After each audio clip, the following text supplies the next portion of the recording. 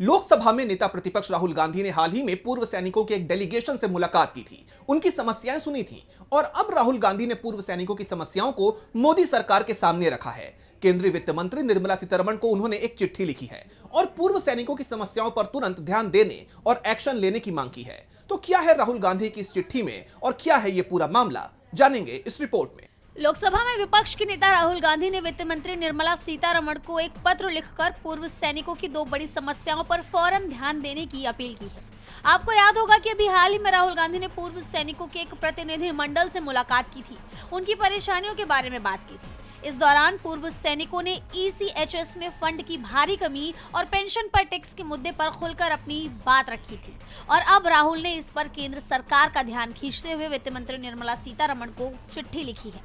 इस चिट्ठी में उन्होंने सेना के पूर्व सैनिकों से जुड़े उन्हीं दो मुद्दों पर तुरंत कार्रवाई की मांग की है जिसका जिक्र पूर्व सैनिकों ने राहुल से किया था।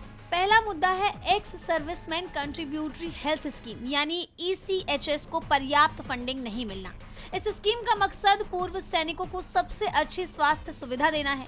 और दूसरा मुद्दा है फाइनेंस बिल 2026 में नया नियम लाकर डिसेबिलिटी पेंशन पर इनकम टैक्स लगाना। राहुल गांधी ने कहा कि ये दोनों बातें उन सैनिकों के साथ अन्याय हैं जिन्होंने देश की सेवा में अपना सब कुछ दिया।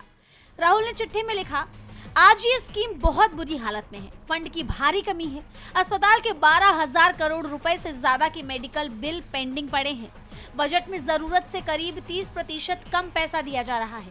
इसी वजह से कई अस्पताल अब ECHS के तहत इलाज नहीं कर रहे क्योंकि पेमेंट नहीं मिल रहा। पूर्व सैनिकों को अपनी जेब से इलाज करवाना पड़ रहा है।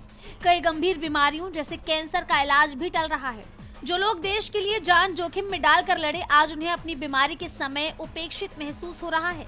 डिसेबिलिटी पेंशन पर टैक्स को लेकर राहुल गांधी ने लिखा, 1922 के बाद ये पहली बार है जब डिसेबिलिटी पेंशन पर टैक्स लगाया जा रहा है। डिसेबिलिटी पेंशन का मतलब है सेवा के दौरान चोट लगने वाले सैनिकों को राहत देना। ये पेंशन उनकी कमाई नहीं बल्कि चोट के दर्द और नुकसान की भरपाई है। इसे इनकम की तरह टैक्स लगाना गलत है। और जब कोई विकलांग सैनिक सेवा में रहने का फैसला करता है या सरकार उसे सेवा में रखती है तो वो देश के लिए और बलिदान दे रहा होता है। ऐसे में उसकी पेंशन पर टैक्स लगाना अपमानजनक है। राहुल गांधी ने मांग की है कि इस नए टैक्स नियम को वापस लिया जाए। माना जा रहा है कि सरकार अगर राहुल की मांगों को मानती है तो ये पूर्व सैनिकों के लिए बड़ी राहत होगी। देखना होगा कि सरकार की तरफ से राहुल की इस चिट्ठी पर क्या एक्शन लिया जाता है। DB लाइव की रिपोर्ट।